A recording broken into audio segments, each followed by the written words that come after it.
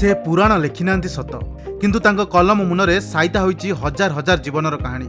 Computer की laptop नुहे बरं कागज कलम रे से लिखिचंती गाँर जातक 50 वर्षर इतिहास आउ 7000 लोक जन्म मृत्युर तथ्य रखिथिबा एही अद्भुत मनीष जनक होउचंती बरगढ़ तुलसी दास।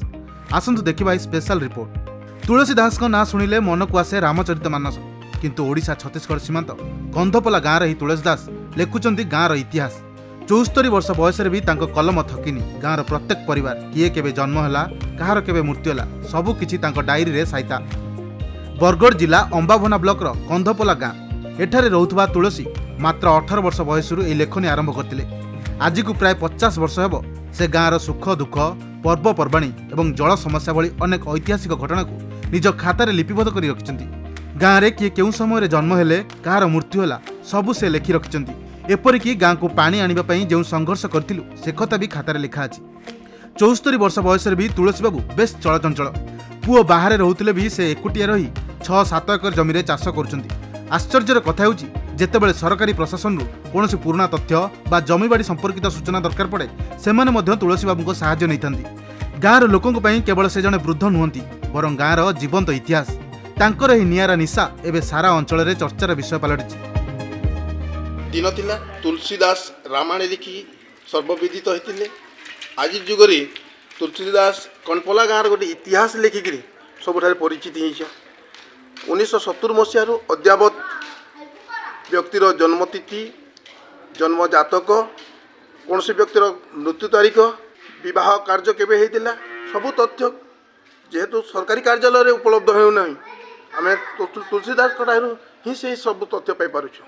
तो कौन कहबी बोधे भगवान को एक विचित्र अवदान।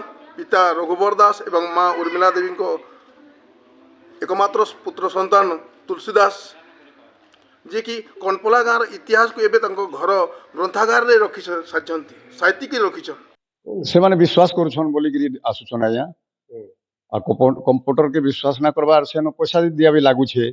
आइन से तुलसी बाबू पैसा कौड़ किसी ना नबार कहारीनु। तुलसी बाबू जनता काम करूछन सेंता काम लोग के पाइमु कि नहीं पाइमु माने हमको आशा ना लागबार। आजिर डिजिटल जुगरे जेउठी लोके गूगल उपरे निर्भर करछंती सेठी तुलसी दास कई हाथ लेखा दस्तावेज प्रमाण करुछि जे इतिहास को साइती रखिया भी केवल कंप्यूटर नुहे एक निष्ठापर मन मध्य दरकार। 70 मसीहा मु लिखुछे मते से बेल के मते 18 बरस होइथिला आ प्राणबंधु विश्वाल को प्रेरणा रे ई लेखाटा मु आरंभ करिछि। आ गाँव इतिहास के लिखुछे। गाँव आरआई ऑफिस केबे हैला, गाँव हाई स्कूल केबे हैला, गाँव नाटक हैला, केनपड़ा माने नाटक के देखाली आ काहे नाटक देखाली ई सब के लिखुछे।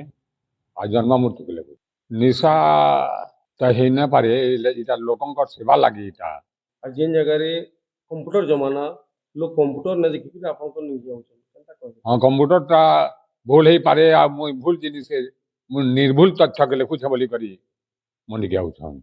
लेजेंड माने पिला मान को जातक लेखबा लागि दरकार पड़ले आसबे, डेथ सर्टिफिकेट लागि आसबे। तो एथिले पैसा न सुन के नहीं पैसा ना नहीं आनंद लागु थे, बहुत खुशी लागु छे। केन प्रेरणा पाइले केन सिखले मुई प्राणबंधु विश्वाल से गान सबक थिले आ ताकर मासिक रिपोर्ट के ब्लॉक रे दियन सेटा सांग थिली बरी कोले सेटा मु देखु थाए ताकर पढ़ा लिखा के त मुई काने गोटे लेखिम बोली करे मते मनर मानसिक चिंता हैला तहरू गाँव इतिहास के लेखिम बोली करी तहरू इटा मूल कहली किते बसु जाने यानी आप लोग मते 74 बरस काम त केते वर्ष होला मुई 70 मसा मते 18 बरस है 70 मसा नु लेखु छे 55 बरस हैला न।